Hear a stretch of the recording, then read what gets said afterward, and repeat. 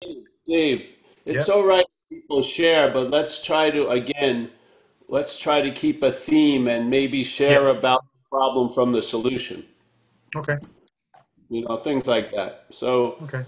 uh, because the point isn't to be right about this, is to see how, when it applies, does it allow a traveling lighter that has really obviously nothing to do with you?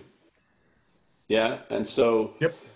you have a living experience or a sense feltness of that statement on page 84 that without any thought or effort, this is going to happen to you. Yeah. Yep. So, I mean, that's why it's a living book. It can trigger, or a statement in the book can be aligned with a sense feltness. You've actually had the effects they're trying to describe. Yeah. Okay. It's not about, being an army. It's just about feeling a freedom from the bondage of self. Yeah, I mean, it's not that's the whole premise. It's sort of, I felt like when I came into AA,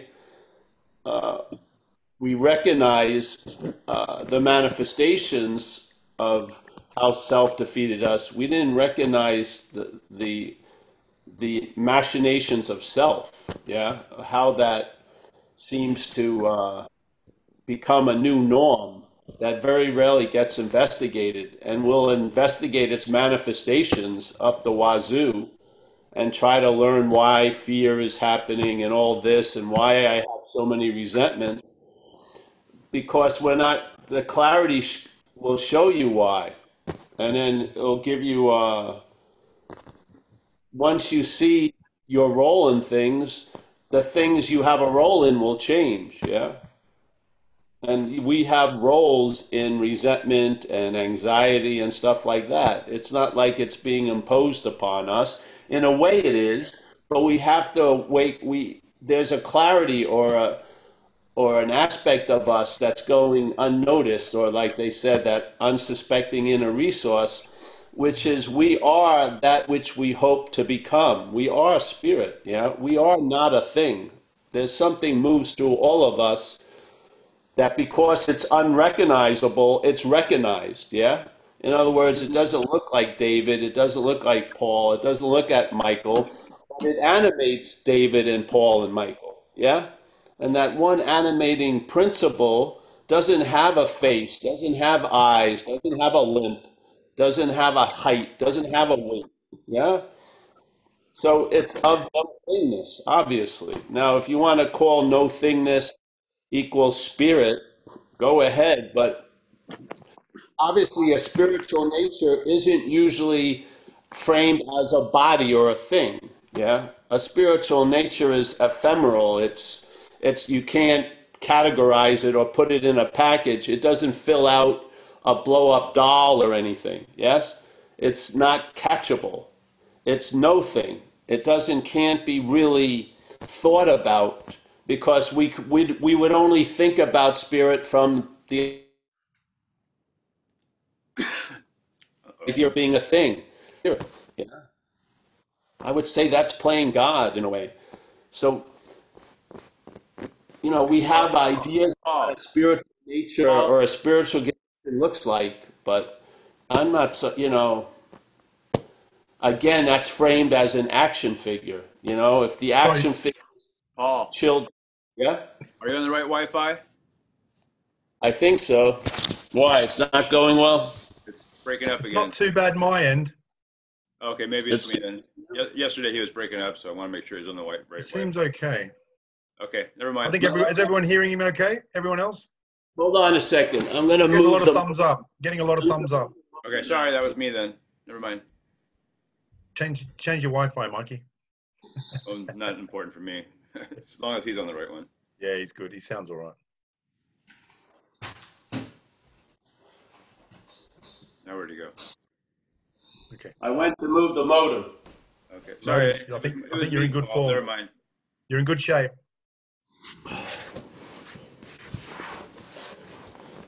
Aha. Misled by Michael. I know. All right, let There me you go. come back. I am, yes? Yep, So, all good. all right, well, let's get to I just want to keep emphasizing because one of the things, it's awesome to have this platform. It's awesome because, I would share somewhere and then the next week I would come back and the people would tell me what I shared. And it really had nothing to do with what I was trying to communicate. Yeah? So with this platform, we can keep communicating, and and do the best job we can by trying to detail or describe this activity that I felt so intimate with because it took my life over, basically, or took this life over for a long period of time. Like we talked with Helen that time about the bondage of self is like, you have the ability to reach 8 feet, but you can only get to 5 feet. Yeah. It's a constriction. It's a confinement. It's like the marathon runner in the closet. It's like being in a cocoon. Even though you can see through it, it still has the effect of confining you. Yeah. And when you're confined for a period of time, you don't know it anymore. You've forgotten what it was like to be a kid, let's say. You've forgotten it. And so basically, the mental state adapts to the new conditions that are manufactured. Yeah? And then we live, really, to me, in an intolerant condition and we tolerate it. Yeah? Because we don't know any better. We don't hear about any other possibilities. It's just like going to war every day with the manifestations of self instead of having a sense of outgrowing the manifestations of self because now self isn't thriving in the petri dish you're growing in. Yeah, that the identification as self has been seen to be other, and there, as soon as there's a recognition that it's not you, the possibility of being free from it becomes available. It does. It's like the secret key. Now, this is the trip in the way things go here. Because we're in denial of a lot of shit, we have to own it when we come into AA.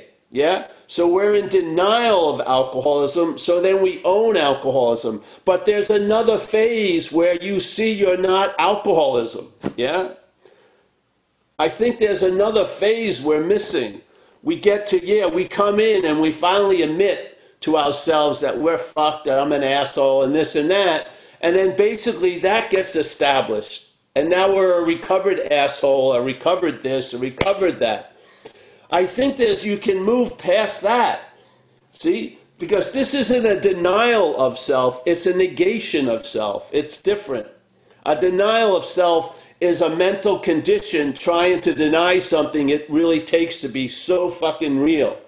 A negation of seeing the unreality of it. That's what negation is. You negate the reality of self.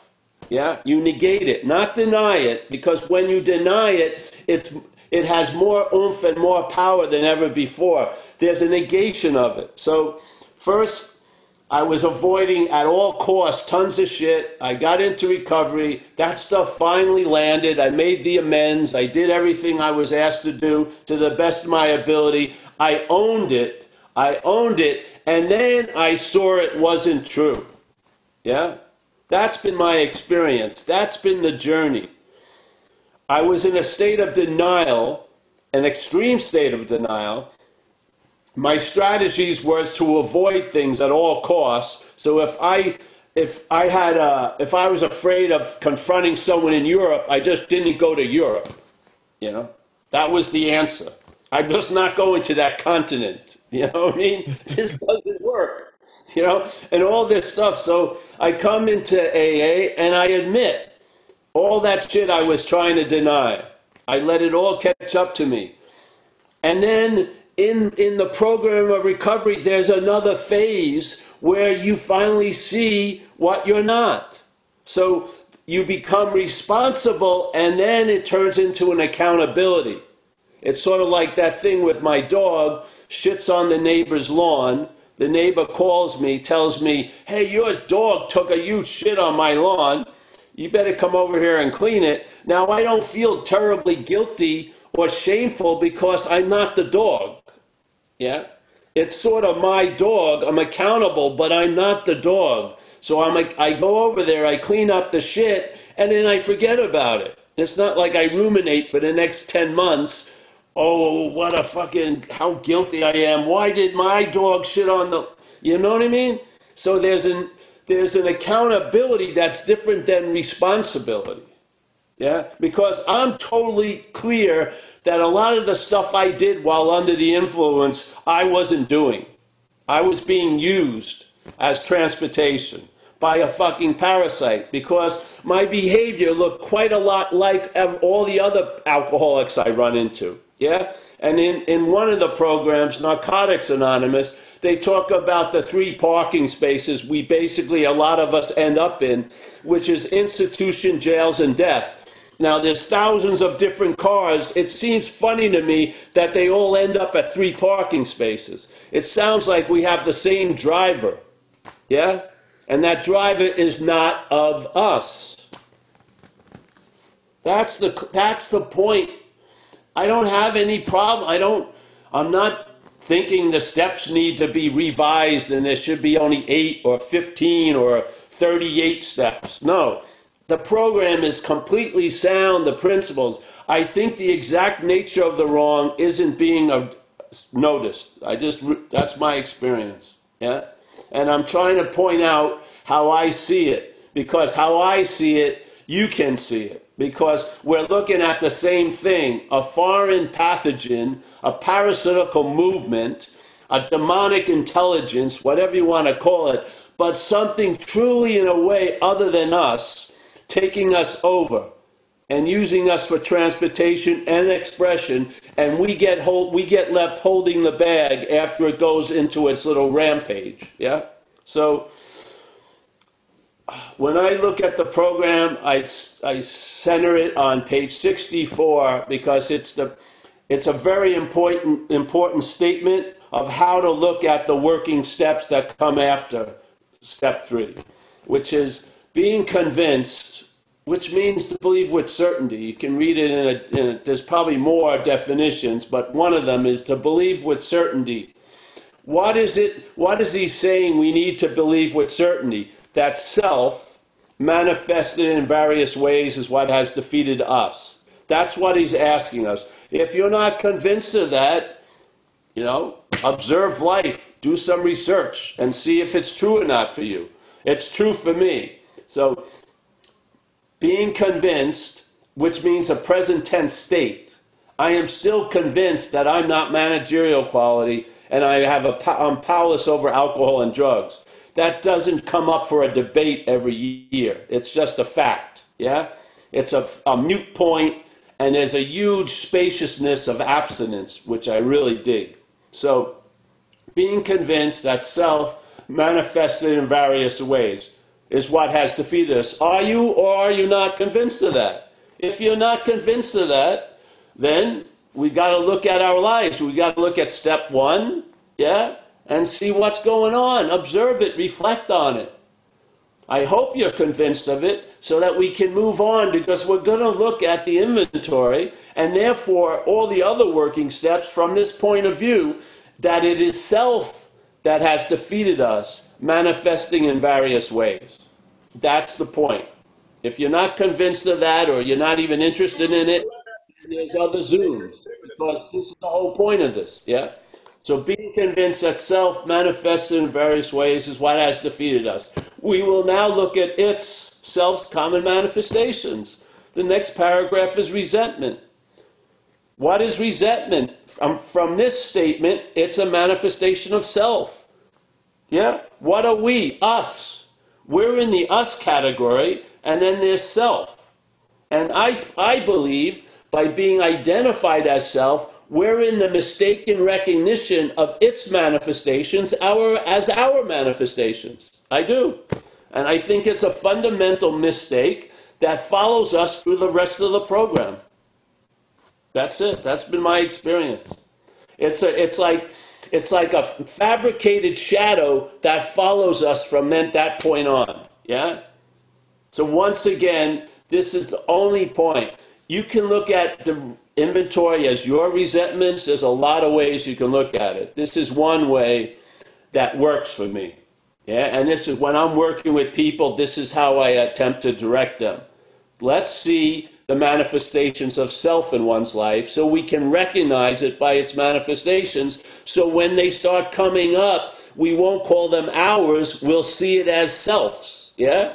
And we'll ask that power to remove them. Yeah?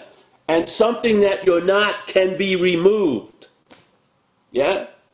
If you're identified as it, you're going to hold on to all those resentments because they're being milked like a cow for other purposes. Just like in the story in the book, Freedom from the Bondage, Freedom from Self or something, Bondage of Self, by the woman. She talked about having a huge resentment about a mother, and she had this story that she would do anything to get out of it. And then she got sober and she realized she'd been milking it for 30 years.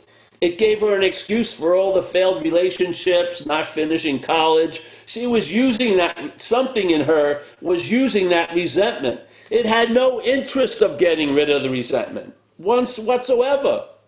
So she had to recognize it and says, because if I don't get rid of this resentment, I'm going to die. I'm going to go back to drinking. So she was quite earnest and she found out a way to deal with it, which is to ask a power to come in and remove it. Let's say if you had a tumor on the side of your body, and you've been calling it your tumor for like years, yes? And you buy shirts and you get them tailored to fit around the tumor, yeah? While you're driving, you can rest your elbow on it. You go on a weird internet site and you meet women who have tumors on the right side so you two can get together and meet with these little tumors. And you're living as if there's no other option. So all your jackets have an opening here. It's unbelievable. But you could have that tumor removed. It isn't you. Yeah? It isn't you. The tumor can be removed and you'll be fine. This is what it's like with the identification as self. Like it says in AA, you've got to fit yourself around circumstances instead of trying to fit them around you. Yeah?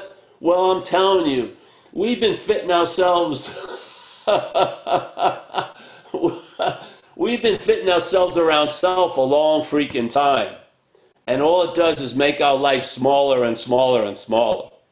I swear to God. So, if you don't agree with me or disagree, it doesn't matter. I'm just putting it out here. And I thank David for setting up this platform. And the only reason why I'm motivated to put it out there because of the relief that it has brought me.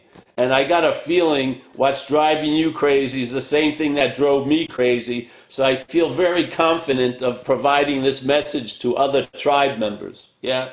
Because we lived under the same tyranny in Russia, in England, in America, in Nepal, in Guatemala. It's the same parasite. Yeah? It's the same fucking one. So, yeah, there you go. Thank you very much, Paul. And a great start there. And now, so I'm inviting everyone to stick your hand up to ask a question on this or anything else to do with steps or with the program or where you might be at. You're more than welcome to ask Paul or share some of your own experience for a brief time. There's no hands going up?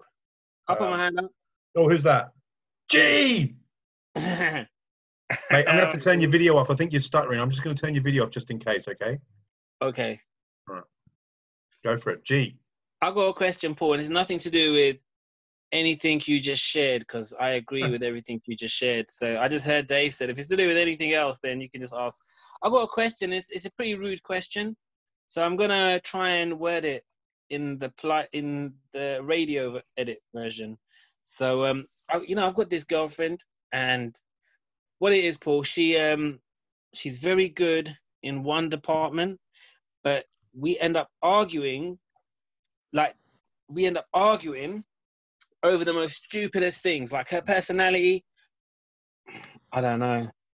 I think because when you talk about self and being so, not allowing anyone else to come into your life, I feel I'm aware of that. And I'm aware of I have to admit when I'm wrong straight away. there's a part of me that only wants to stay with her because she kind of like satisfied me in another department. And I'm thinking, you know, I hear older gentlemen who are like way older, and they kind of regret some of their past girlfriends, and they're like, oh, I should have kept that one maybe, and I should have kept that one maybe. If I did, I wouldn't be on my own at the age of whatever they are.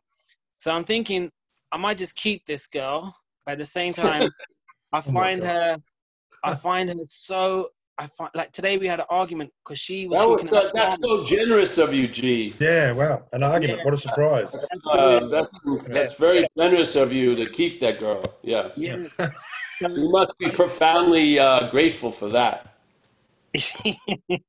Yeah. Yeah, I don't know though, because we argue.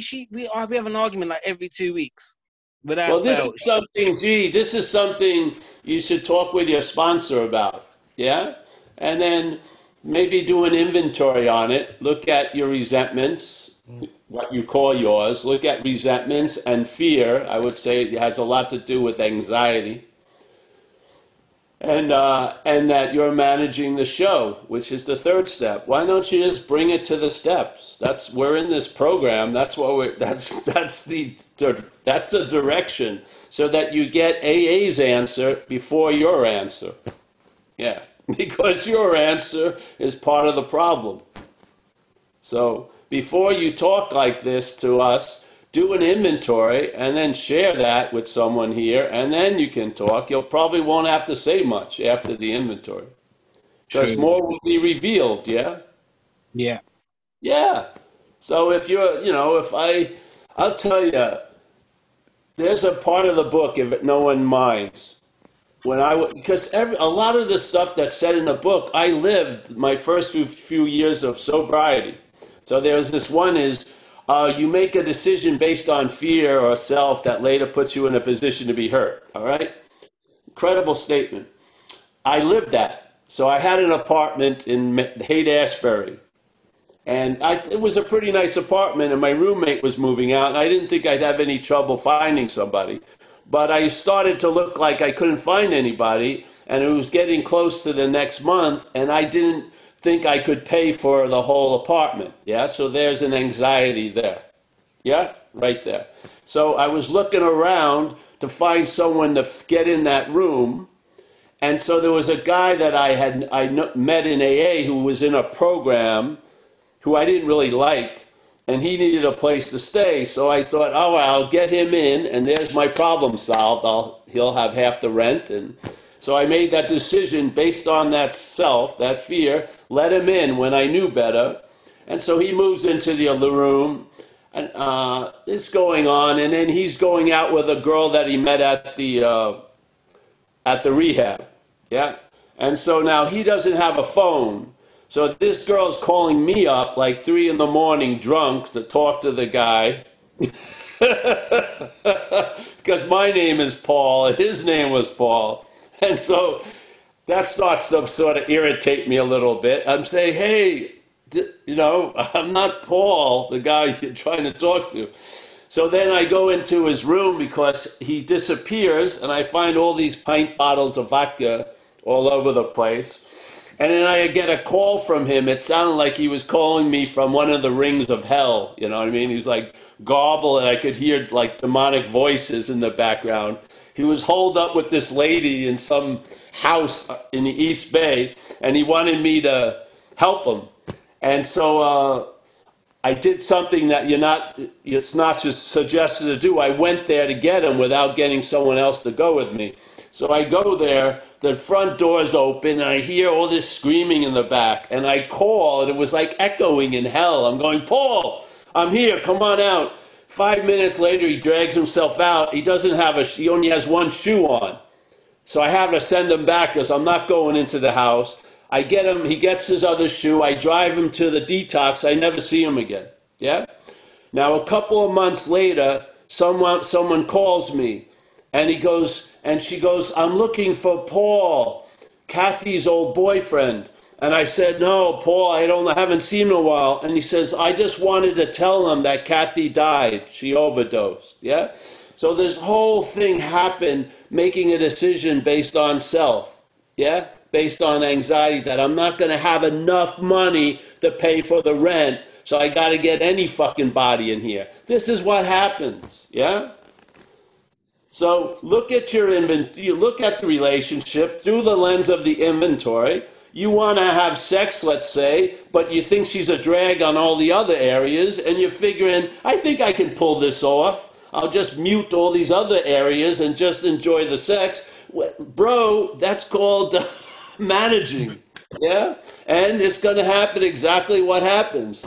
Unintended consequences are going to occur. You're going to feel like you don't deserve them. So there'll be resentments towards this lady and whatever, and so on and so forth. It's textbook AA. Yeah? Do an inventory. Talk to your sponsor. Yeah? If you want to fucking do it, if you think you can pull it off, at least be accountable when the shit hits the fan. Don't act surprised. I can't believe it. I can't believe what happened. Yes. You read about you in the book thousands of times. I can't believe people are surprised when they get fucked by making decisions based out of self or fear. Of course. It's actually love, really, because love's not going to stand for it anymore. Love is demanding itself from us. It doesn't want us to live in this fucking fear. Yeah? So then your little plans and designs blow up. Because something has bigger plans and designs for you. It does. Yeah. So, yeah, gee, that would be my suggestion. Less talking, more writing, and then specifically talking to your sponsor. Brilliant. Yeah. Yeah. And read Jermaine Greer's works. They're always pretty good, G. Sorry. Next work is Mike O's in next, but somebody else had their hand up. I think it was I can't remember actually, but yeah, Mike O, you go for it, mate. You're unmuted. You should be. Yeah, can you hear me now? Yeah, cool. Go for it. Thanks for this platform. Paul, just a question or an observation. I just want to make sure I'm going down the right line. When I was drinking, I drank because I wanted the noise to shut up in my head. And since coming to this meeting, I've been sober for several years now. But I was driving the other day, and as I was driving, I get different thoughts come into my head. And I was been using different techniques that you've been suggesting, and a hypothetical situation came up into my head, and I heard your voice, Paul, saying, "Nope, there's no sharks." Then I heard negative thoughts coming into my head, and I thought, no, that's not me, that's yourself. And all of a sudden my head just went completely silent. No thoughts, no nothing. I didn't have any feelings neither. And I was just wondering if that was actually being on a different plane. Am I going in the right direction? And that's the question, really. Well, in a way, you can't go on the wrong direction, which is nice. Because the wrong direction will show you the right direction. So how wrong could it be? But yeah, that sense of pause is a good free sample. Yeah. Cool. Yeah? Cool. See, there's a sense of us before thought. We don't have to be described all day by thought. Yeah? We're before thought. What thought describes is the way it thinks about everything. What we are can't be described by thought. So you get a free sample of the whole fucking selfing shutting down for a second or two or a minute or 5 minutes. That's the pause, isn't it? I would say we are of the pause. Yeah? We're not having a pause, we are of the pause. I think that's more of our nature, that quiet, not tons of mental minutia going on all day. Yeah? Yeah. I think that's a good sign, Mike, myself. Thanks, Paul. Yeah.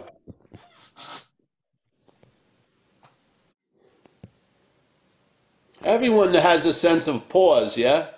It's something in recovery in the communities. A sense of pause where what we think is always happening stops, because first of all, it's not always happening anyway, but we believe it's always happening, stops. And sometimes your day or even your whole life goes in a different direction from that pause, yeah? That's how powerful we are, really. You know, they have that old story, the genie in the bottle. Well, what happens in AA, you not only get 3 pauses, you get tons of pauses, yeah? My whole life would have looked different if there was a pause injected here or there. Like if I had paused and not gone out to that night to go back to that bar and not get run over by the car, who knows what would have happened. Yeah, but there was no pause then. There was thoughts and then an action compelled by the thoughts. I was mechanical. I was taken over by something. I did what it wanted me to do. What it wanted to compel me to do, I did without any fight, without any argument. I just fucking followed it. And look what happened. I was brought to an incomprehensible, pitiful, demoralized condition. That's its destination. Yeah, it can be a quiet one, it can be a flamboyant one, but that's its destination. Being alone and being right about it. Yeah. Do you want to be directed by that? Really? Do you want to be the summary of every day by that? Do you want to forget a miracle in 20 minutes, yet hold on to a resentment for 40 years? Is that what we want? Yeah. How many beautiful moments have we forgotten like that? How many imagined terrible scenes have we dwelled on for 40 years? Something's wrong. Something's off. There's a foreign pathogen in us. It's like in AA, it says that fear is like a corroding thread through the fabric of our existence. We're not recognizing it. We may recognize fear, but we're not recognizing the parasite. Yeah, the parasite is a corroding, it's something that's the source of all the corroding threads that run through the fabric of our existence. If you followed them back, if you used those little threads like strings and tied it to the mouse, you would go to the mouse hole of self.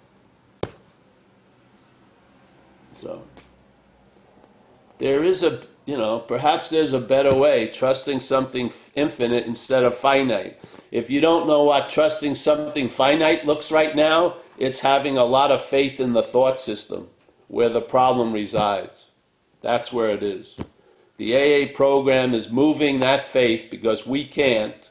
It's moving the faith from the failed system to a reliable system, and then we show the effects of that. Yeah? We start being able to enjoy peace. We're chilled out. We can see false evidence as false evidence more. All these incredible, amazing effects start occurring based on having your faith move from a failed system to a reliable system. That's it. That's what AA is doing. AA is taking us and bringing us to a position of neutrality based on no thought and effort of our part. We submit ourselves to the program, do it as best we can, and then see what happens, yeah? And then when a miracle occurs, you'll respond with fucking honor and gratitude, yeah? And you'll stop pledging allegiance to the failed system. I'm feeling great, but I'm really still fucked. No, you'll just be feeling great without a but. Yeah? Yes? This is what's possible. It's more than possible. It's probable if you allow yourself to be affected by this program and at least become clear about the exact nature of the wrong or the wrongs. I like to call it wrong because I think all wrongs issue from one wrong, to tell you the truth. I don't want to know the exact nature of the wrongs because the exact nature of the wrongs are the exact nature of the wrong. Yeah? we are taking ourselves to be false evidence, and then we're totally inclined to take false evidence to appear real all day.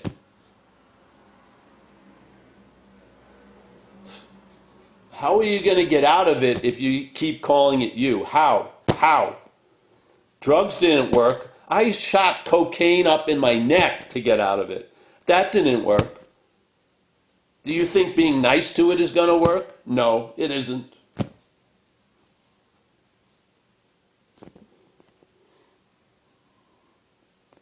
Can you imagine how many people would be shooting coke up their neck if someone who shot coke up their neck had come back and said, it fucking worked. I'm freed from the bondage of self. Fuck. I'd be shooting coke right now. But I shot tons of coke and it didn't work. Yeah? And tons of it.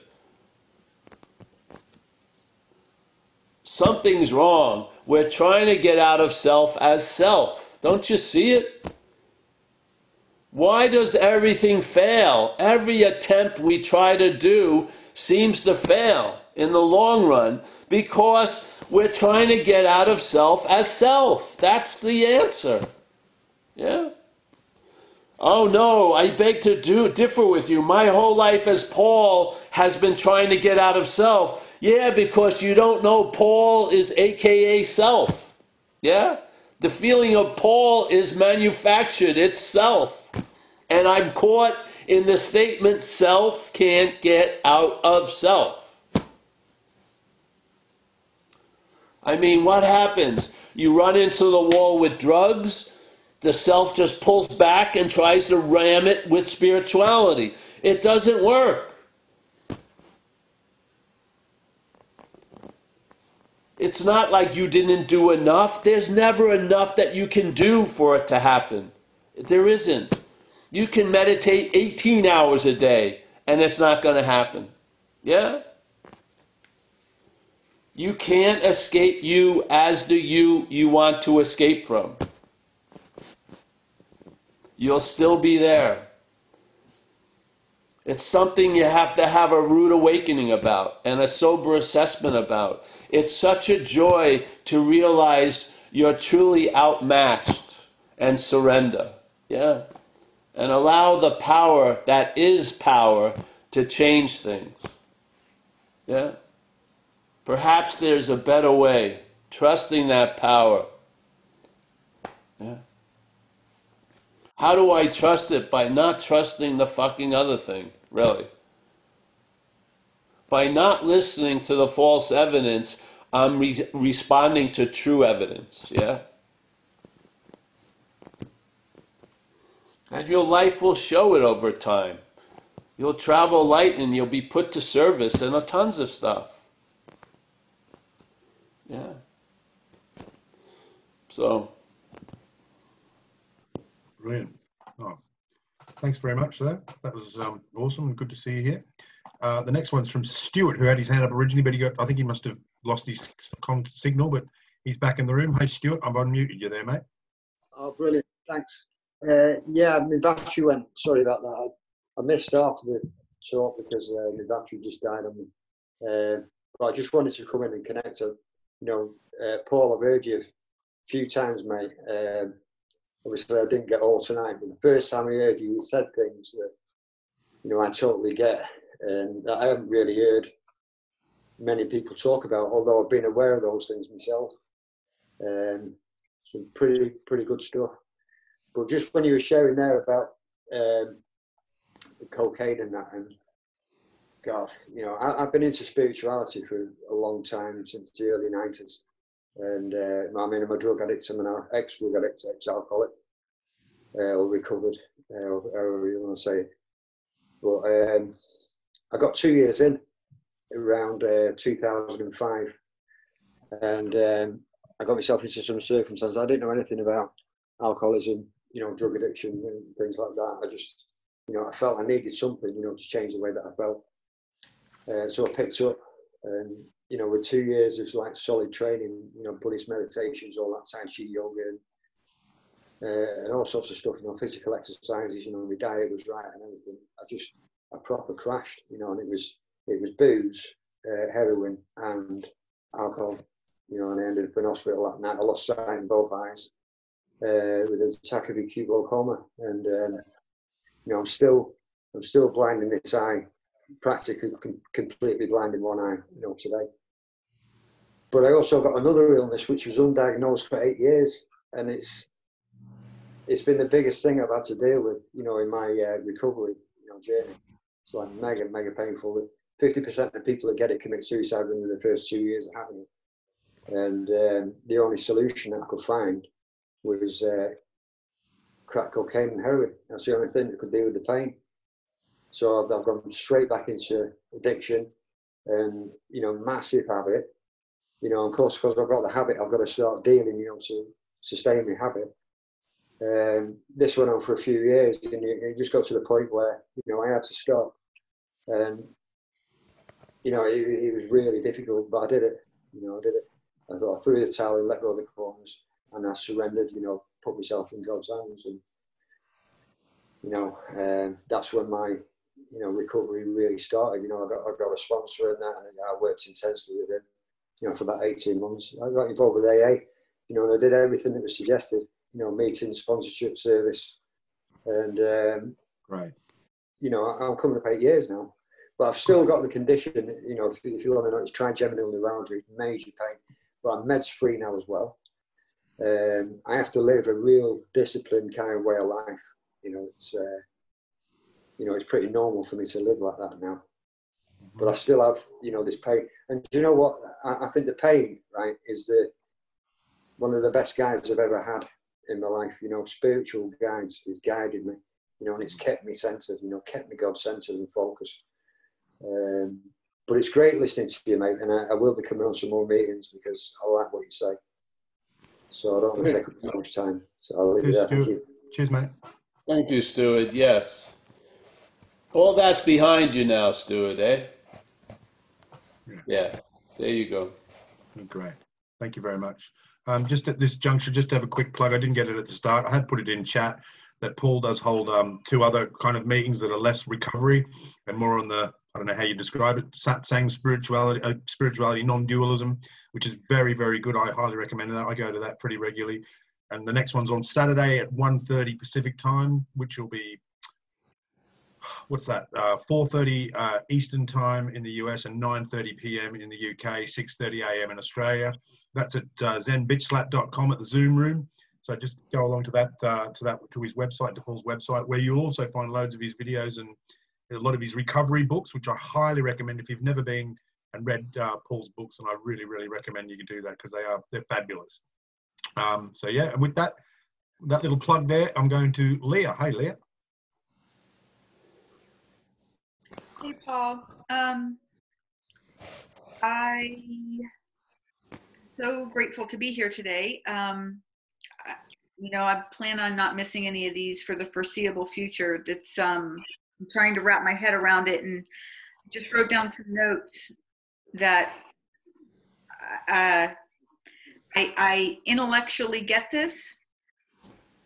So why is it so difficult for some of us to grasp the concept of this parasite when the evidence is there? It's indisputable. Why are we so married to self? Why, I listen to how impassioned you are. I don't not believe you. I mean, there's no question. Why can't I just do it? Why can't I just flip the switch and do it? Yes, because there's an act of being identified as it. So that which is wanting to flip the switch is the source of the switch. See, we get caught in self, can't get out of self. You're speaking right now seemingly as Leah, but that Leah is an image of self. Yeah? So the problem talks about why you can't get out of the problem to make the problem really, really real. Yes? So what happens,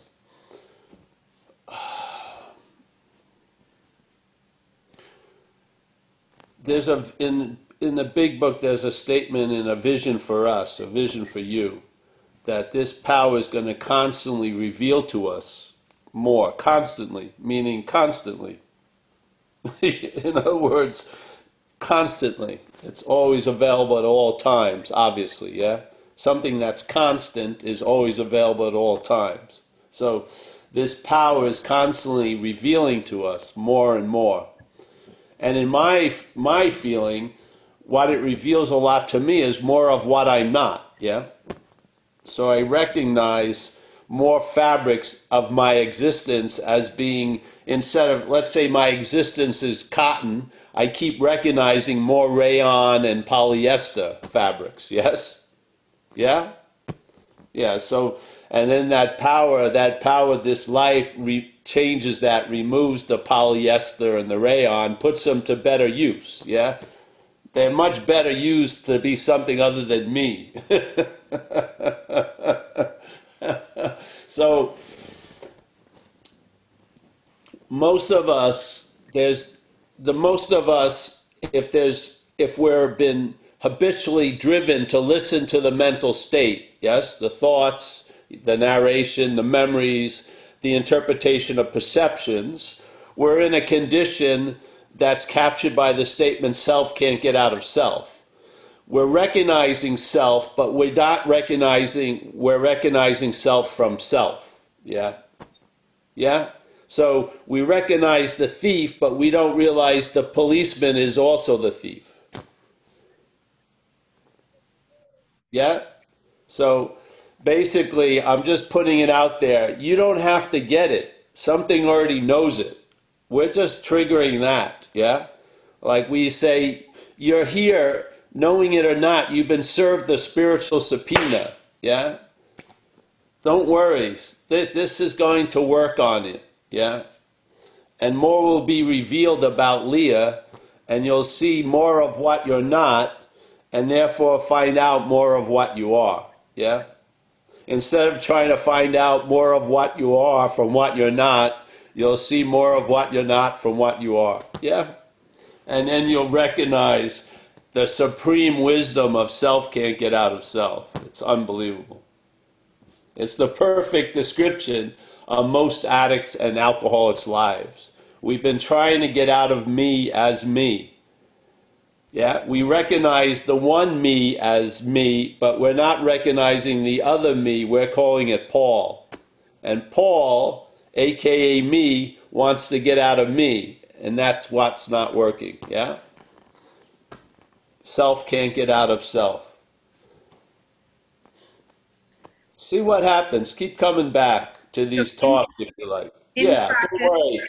It's in sort of practice, like dyeing a piece of cloth. I've watched it over time. Don't worry about it. Trust this process. okay, thank you.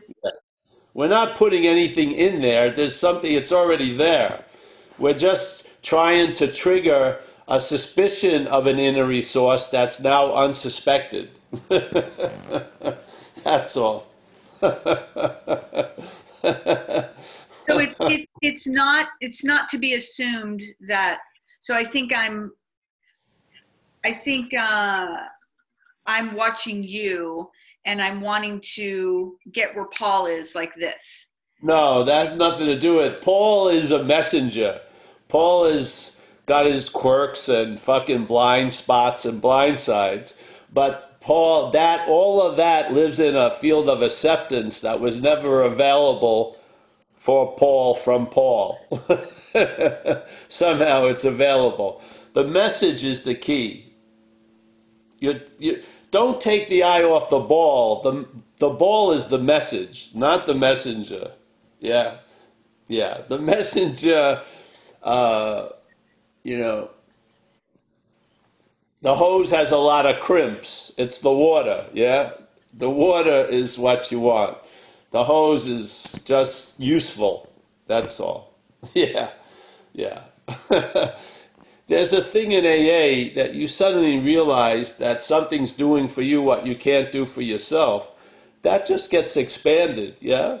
Paul isn't doing squat. Paul is being used to sitting on a couch to do a Zoom. That's basically the end of its job.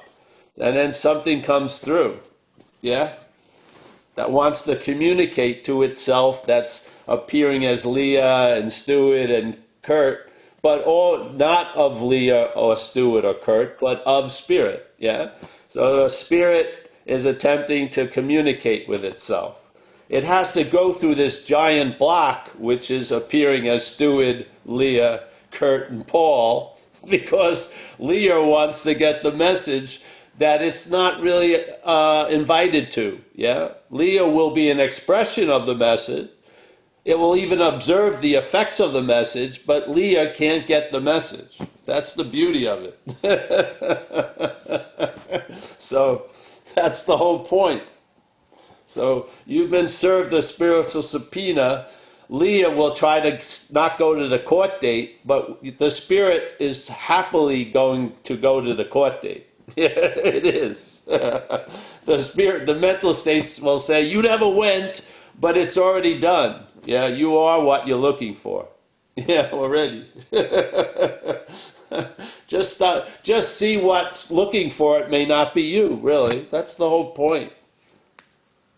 Yeah, and then maybe you'll look for it, but you won't be so driven and interested in it, because why would you be interested in finding what you already are? You know, you are it. Yeah, you don't need to have interest in it. It's quite interested in itself. I mean, the hose can only study water. It can transmit water, but it can't be water. Yeah, that's not its role. Its role is to conduct water. The water needs the hose to go in a certain direction. That's it. Yeah, but the hose isn't going to become the water. Yeah, so it's very good to be clear about the hose and what the water is. Yeah, and not mix them up too much. Yeah. So, of course, the hose would love to be the water, but it's not available to it, yeah? Yeah, so let's just, hey, I've been doing things like this since 28, 29 years, 32 years sobriety. I used to speak at meetings and I knew it wasn't me, I could just feel it, and it's been going on for 30-something years, and even before that. And it was clear from the first day it ever occurred till today that it has nothing to do with me, really. The car pulls up at the store but doesn't go shop, yeah? The car, has a role, but it's not what it thinks it is. Yeah. So, and it's so obvious, all the attempts of the head to try to claim it just fall flat. They can't, I remember this happened to me when I was first sober. When I was out there, charm was a little bit a weird thing sometimes, I could be very charming to get what I want. So then I got sober, and I went to a bar just to see how it was, and I tried to talk this lady, and as I was talking, the words just fell out of the air, because it was just so fucking ridiculous now, yeah? And it was so cool, it just went, there was no momentum, there was no life in it, yeah. So it's like the conduit, that the hose may be able to spit a little bit of water that's left after the flow out, but it doesn't go far.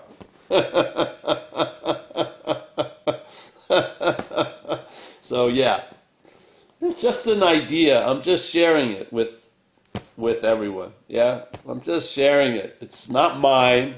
It's not my message. It's just a message through me, really.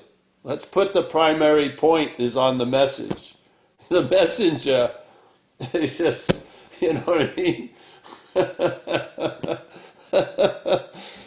It's just fucking, it's a subdued action figure.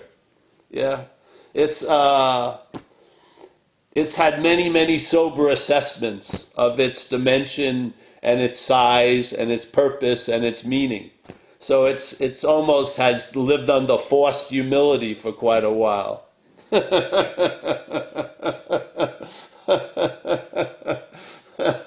If it was my message, I'd probably try to sell it, Try to make it special and unique, and then sell it to you in little segments, which would cost more and more as the more segments you get.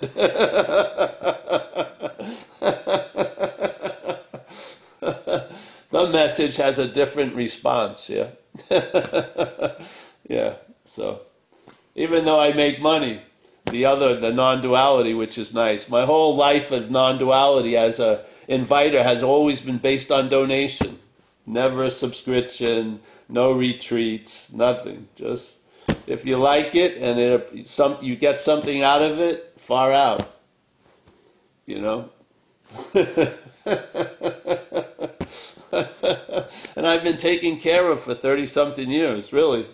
It's mind-boggling because I can't, I have to remind myself I have two shoes, I think I've done the job by putting one on, that I have to do another one. It's just very, it's amazing I've made it here. It is, based on the composition of Paul. Really, it's incredible. So I'm a real believer in the third step and that we have a new employer. And being all powerful, it's going to take care of us. Not in the future, now. If we perform its works well, which who's to say whatever work is not well, yeah? And stay close to it, and you can't be far from everywhere. So there's only one requirement: perform its works well, yeah? And who are you to judge if you're doing that or not? I'll allow that power to judge, yeah? So now you have an okayness as a basis of living for the action figure instead of an irritable, restless, and discontent condition. What? Yeah? And the action figure does a lot better with the chilled out condition, as the baseline. It does. It's driven crazy by the thought system. It really is. The action figure can't be the center of the universe. It's too much for it. Yeah? It doesn't want to be thought about all fucking day. It's way too much for it. It is. It can't. It's like you're putting 8 tons on a half-ton pickup. The pickup can't take it. You can't be perfect. Yeah, it's not built into the diagram of the action figure. Yeah, it needs acceptance more than prodding to get better, really. And it can't. The mental state cannot provide acceptance. It doesn't accept squat. It's transactional. Yeah, it's parasitical. It sees everything as a win-lose. It very rarely will come to a win-win. And if it runs into a win-win, it will forget it like that to reinforce its old narrative that you've got to lose for me to win. It's insane. The program can be changed somewhat, but the source code can't. It can't. You're wasting your time trying to change Leah to a certain point. It can be changed to a point, but it can't be completely changed. It has source code programming, yeah?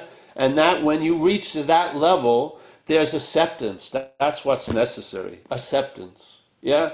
You see it's not you, really. And then you have a space when it's appearing and its narration is going off and its concerns are being pronounced. You have a distance from it, yeah? And really, there's compassion around it.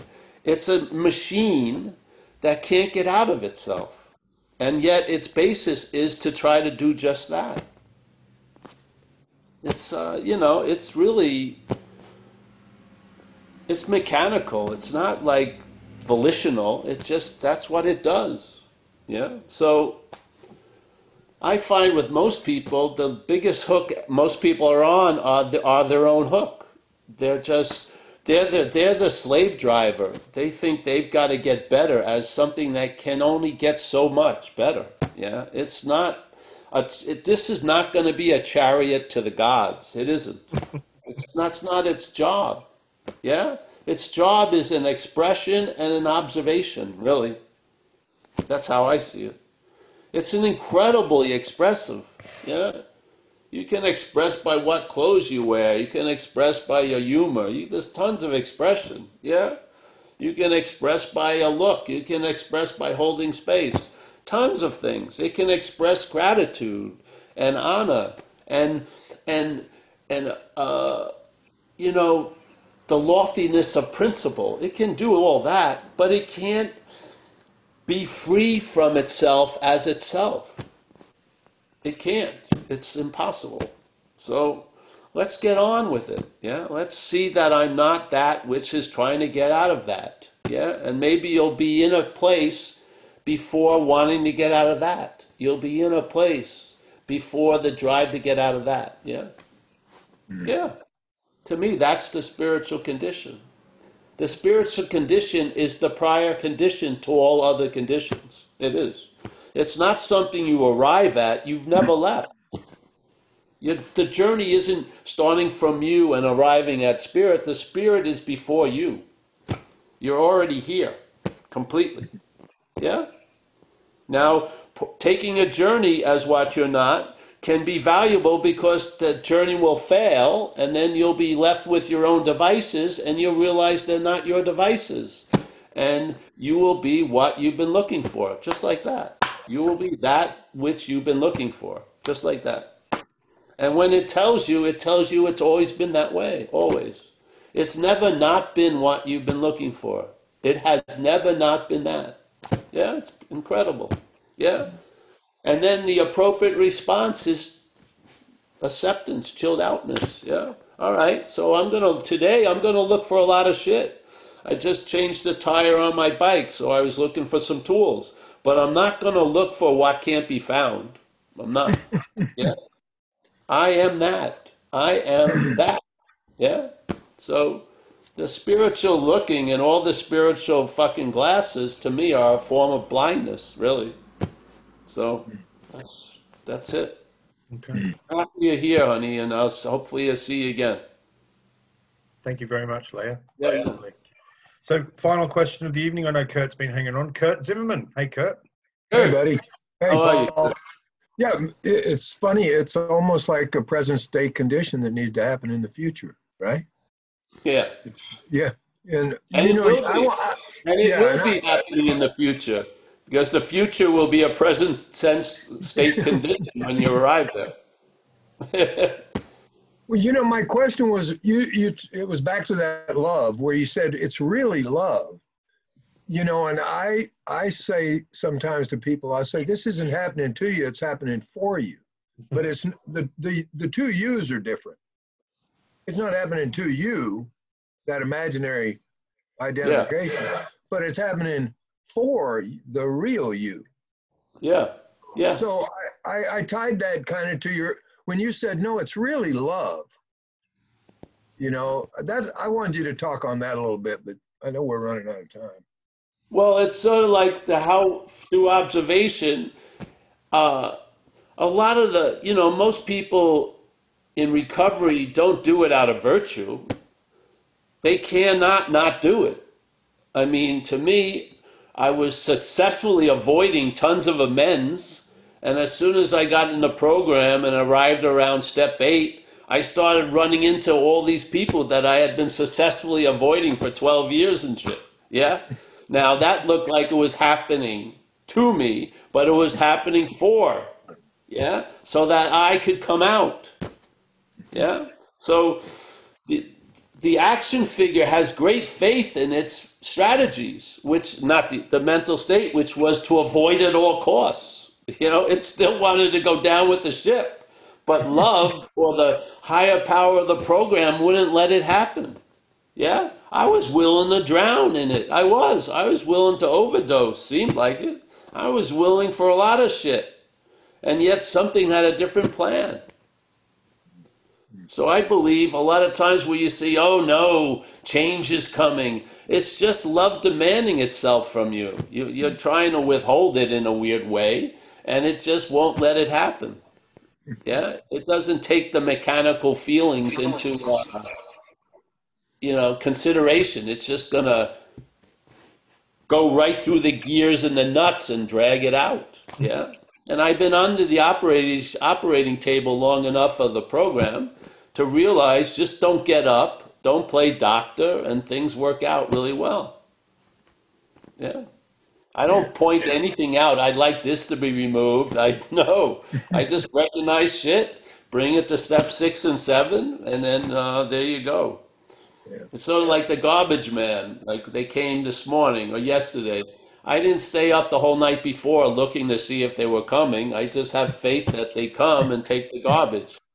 Well, my job is just to put it out. Well, I mean, if you haven't learned that this program works by now, you will. I mean, I'm way past the point of learning or hoping that it works. I know it works. I've watched it over and over again in myself and others. I have faith in it.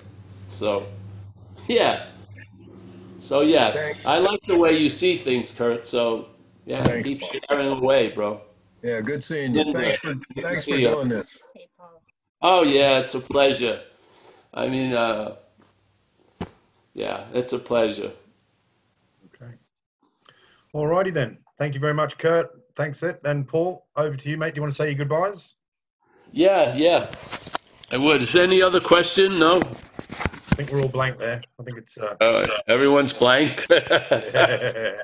All right. Well, let's say goodbye to Chris Clow. I don't see you, but I know you're there. Mike C. Thanks again, Mike. Mike O. And then there's Elena back to the wall. That's pretty nice with the pillow. I'm very Paul. tired, Paul. What? Very tired on step 4. Oh, good. That's fantastic. Yeah.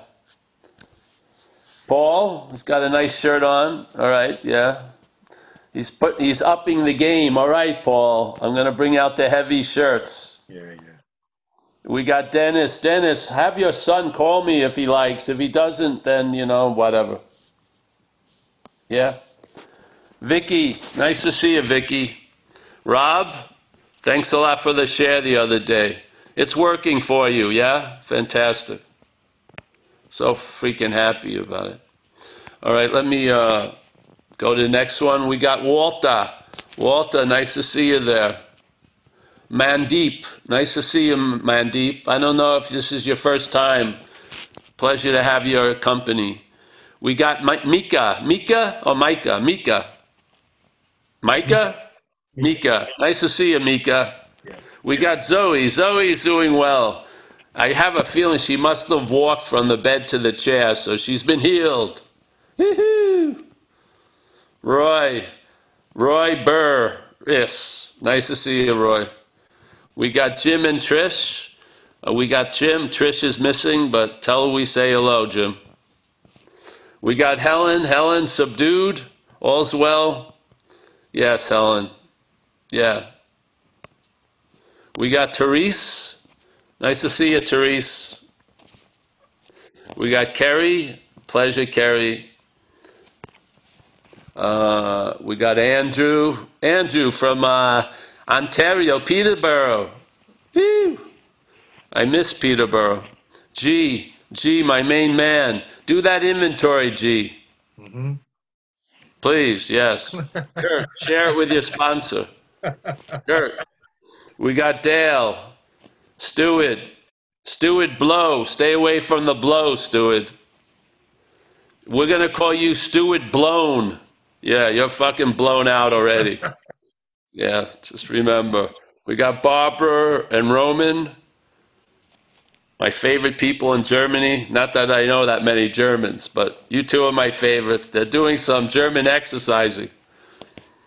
We got Leah. Nice to meet you, Leah. That's the best way to receive the message, prone, laying down.